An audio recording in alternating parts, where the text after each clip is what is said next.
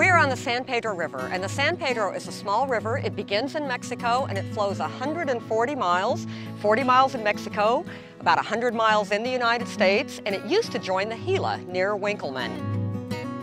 The San Pedro is the last best riparian, meaning habitat associated with water. It's the last best riparian habitat we have in Arizona.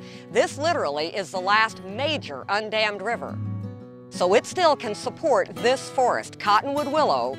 It's the most endangered habitat type, not just in Arizona, but the entire United States. A lot of the rivers that we take for granted as being basically beat out flood ditches, the Salt, the Verde, the Santa Cruz, the Gila, once supported habitat just like this. We love to call them toe biters. You guys are going to identify them. This is Greyhawk Nature Center, and Greyhawk Nature Center is run right off of my property. So we're going to disperse from here all the way up to where that ripple starts. There is a current phenomenon nationwide called nature deficit disorder in children. And psychologists literally are pointing to a whole host of childhood psychological maladies tied into this nature deficit. Kids need to get out. They need to get dirty. They need to catch crawdads. We provide that opportunity, and the kids love it. Okay, you guys want to do this one more time? Yeah! The kids call me the Snake Lady because we are associated with native reptiles. We keep a dandy collection of snakes. All of them came to us as donations, as giveaways, as dumped, and we take them on the road. We use them here. We're trying to get people comfortable with what causes them to be uncomfortable. This is a black-tailed rattlesnake.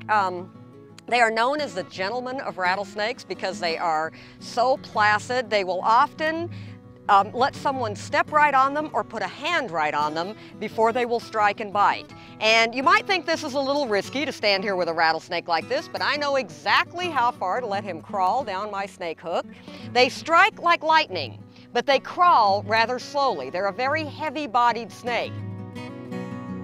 Rattlesnakes aren't nearly the threat that people make them out to be, and they certainly don't deserve to die just because they bumble into someone's yard or are encountered out on a woodland trail or a desert trail. Now, we don't bring them out loose like this for school groups, but often for college groups or adult groups. The reason that we do this is to try to get people to be comfortable enough with them that they don't want them dead. We don't want them comfortable enough with them that they want to handle them.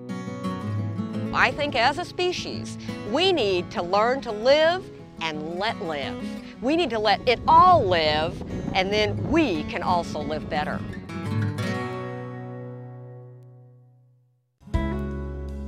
Arizona Highways Television is brought to you by Arizona Public Service and the Arizona Office of Tourism.